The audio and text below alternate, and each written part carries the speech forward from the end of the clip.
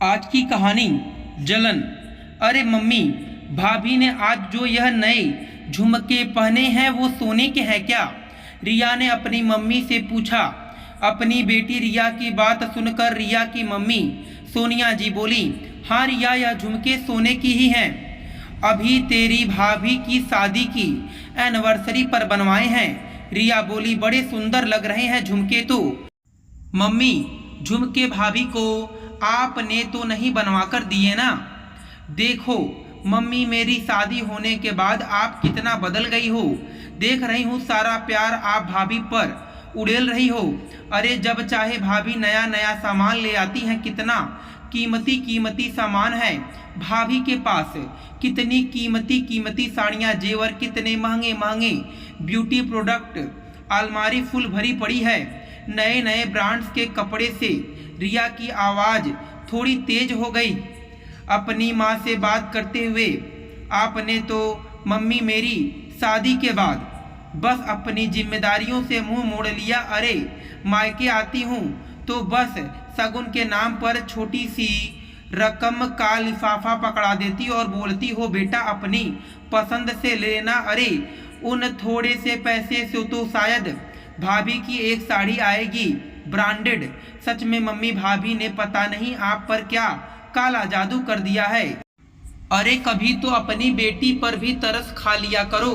और भाभी बस अपने लिए 10 सूट लाती हैं और मेरे लिए उनमें से 2 सूट मुझे दे देती हैं। बढ़िया मौज हो रही है ऐसा ससुराल पाकर और ऐसी सास पाकर जो अपनी बेटी से कम और अपनी बहू से ज़्यादा प्यार करती है। सच में मेरे मायके में तो उल्टी गंगा बह रही है।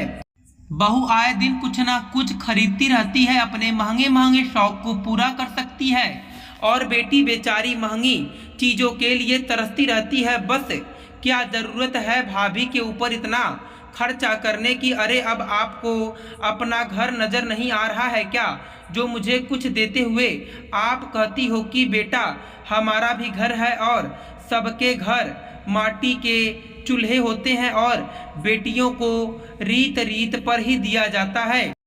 अपनी बेटी की ऐसी भड़काऊ बातें अपनी बहू के प्रति सुनकर सोनिया जी अब गुस्से से तिलमिला उठी। उन्होंने अपनी बेटी रिया को जोर से कहा, बस कर रिया, कुछ भी बोले जा रही है।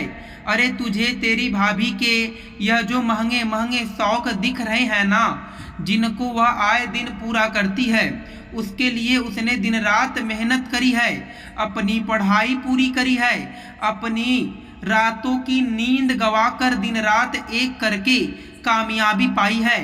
अरे आज भी पूरे दिन भर अपनी ड्यूटी को लेकर सहज रहती है, पूरी मेहनत से अपनी ड्यूटी पूरी कर रही है, अपनी काबिलियत के दम पर नौकरी लगी है। मेरी बहू तो भला महंगे शौक क्यों नहीं पूरे करेगी? और सुन, तेरी भाभी के ऊपर हम लोग एक भी खर्च नहीं करते, हमारे पास इतने पैसे भी नहीं हैं, तुझे पता है सब अच्छे से। अरे यह सब चीज़ें तो तेरी भाभी अपने दम पर पूरा करती हैं और साथ में हम लोगों की ख्वाहिशों का भी पूरा ख्याल रखती है और साथ में तेरा भी।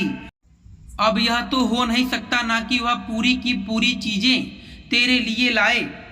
अरे तुझे कायदे के साथ ही हर चीज़ मिल सकती है, अपनी भाभी की चीज़ों पर नज़र ना लगा। रिया कितना बोला था तुझे पढ़ ले लिख ले ताकि अपने पैरों पर खड़ी हो सके, पर नहीं, तेरा ध्यान तो पढ़ाई लिखाई में था ही नहीं। हमारे बार बार समझाने पर हम पर भी गुस्सा हो जाती थी और बोलती थी, आप लोगों को कोई मतलब नहीं है मेरी पढ़ाई से, मैं देख लूँगी, मेरा आपसे कुछ नहीं मांगूंगी, सब कुछ अपना देख लूँगी, बस सारे दिन रील्स बनाने पर ध्यान था तेरा। अरे क्या हुआ रील्स बनाकर? कौन सा तूने आसमान जीत लिया? कौन सा तेरी समाज में वाहवाही हो गई? अरे जब लड़की कुछ ना करे तो माँ बाप को भी फिर यही लगता है कि अपनी जिम्मेदारी को पूरा कर दे। बस जब लड़की कैरियर बनाने में अपना मन लगाए, अपने कैरियर को लेकर ऊंचा सोचे, अपना लक्ष्य बनाए, तो माँ बाप भी फिर अपनी बेटी के साथ कंधे से कंधा मिलाकर खड़े हो जाते हैं और तब तक अपनी बेटी की शादी की बात भी नहीं करते जब तक बेटी अपने पैरों पर खड़ी ना हो जाए, आर्थिक रूप से सक्षम ना हो जाए, आत्मनिर्भर ना बन जाए। उसके बाद में उसकी शादी की सोचते हैं। तुम्हारे अंदर तो ऐसा कोई जुनून ही नहीं था। मैंने एक दिन तुम्हारी शादी की बात छेड़ी तो तुम भी जैसे तैसे तैयार ही बैठी थी। हाँ बोली, माँ कर दो मेरी शादी। हमने लाख समझाया, बेटा कुछ पहले अपना मुकाम हासिल कर लो, जिंदगी में एक कामयाब इंसान बन जाओ। पर तुमने कहा नहीं, मेरे सारे सपने मेरे पति पूरे कर देंगे। मुझे कोई ज़रूरत नहीं है नौकरी करने की, मैं तो बला की खूबसूरत हूँ। मुझे तो कोई भी पढ़ा लिखा उच्च पद पर प्रतिष्ठा लड़का मिल जाएगा।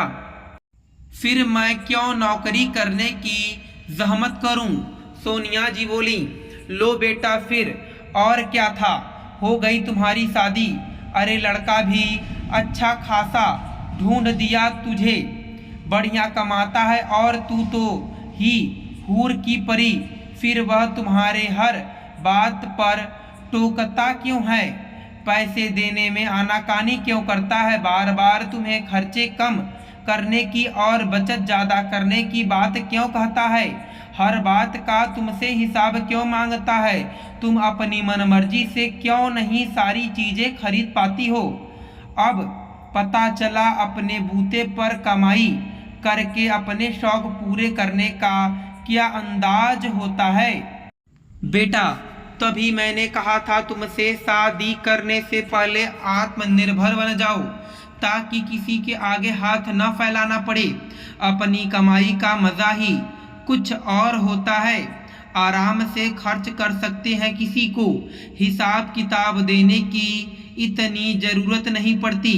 आज तुम्हारी भाभी महंगे शौक रखती है पर उनको अपने दम पर पूरे करती है। कभी ना मुझसे ना तुम्हारे भैया से कुछ मांगती है। और तुम्हारा भाई तो तुम्हें पता ही है, थोड़ा पैसे को लेकर कंजूस भी है, पर वह अपनी बीवी को उसकी कमाई से खर्च करने पर कुछ भी नहीं बोलता, क्योंकि तेरी भाभी की कमाई पर सिर्फ उसका ही हक है, क्योंकि इस कमाई को पाने के लिए उसने ही अपनी रातों की नींद खराब करी थी और दिन रात मेहनत करी थी। रिया का मुंह अपनी माँ की बातें सुनकर लटक गया था। सोनिया जी की हर एक बात खरी थी। रिया को आज अपनी गलतियों का एहसास हो रहा था। जब उसने हमेशा अपनी पढ़ाई से जी चुराया था, किसी के लाख समझाने पर भी नहीं समझी थी, पर अभी देर नहीं हुई थी। वह अभी भी अपनी योग्यता पर अपने महंगे शौक पूरे करने के सपने को पूरा कर सकती है। रिया के पास अपनी माँ के सवालों का कोई जवाब नहीं था। माँ ने रिया को साफ साफ कह दिया था, रोज रोज ऐसी बातें बोलकर मेरी बहुरानी को नज़र मत लगाओ। तुम भी अपने आप को अभी भी इस काबिल बना सकती हो। दामाद जी भी तुम्हारा साथ देंगे, पर तुम मेहनत के लिए तैयार हो तब ना। रिया को आज शिक्षा का महत्व समझ में आ गया था। एक शिक्षा ही हमें दूसरों की नज़रों में ऊपर उठा सकती है और अपने सपनों को पूरा करा सकती है।